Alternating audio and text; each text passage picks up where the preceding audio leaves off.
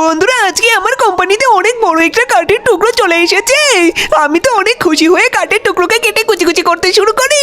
এবার তো সেই কাঠ থেকে অনেক অনেক কাঠের টুকরো বের হতে শুরু করেছিল, যেগুলো কিনা আমার গাড়ির পার্কিং স্লটের সামনে এসে জমা হতে শুরু করেছে।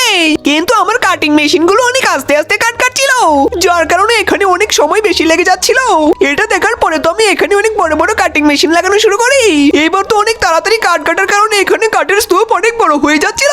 ওরে বাপরে, কাঠের স্তূপ তো ভেঙে পড়বে। আমি তো তাড়াহুড়ো করে কাঠের স্লট গুলোকে বানিয়ে নেই, এবার কাঠগুলো আর নিচে পড়বেই না। যাই হোক বন্ধুরা, আমার গাড়িগুলোতে এবার কাঠগুলোকে নিয়ে ইউরোপে চলে যাচ্ছে বিক্রি করার জন্য। দেখি তো আমার গাড়িগুলো কোন দিক দিয়ে যাচ্ছে।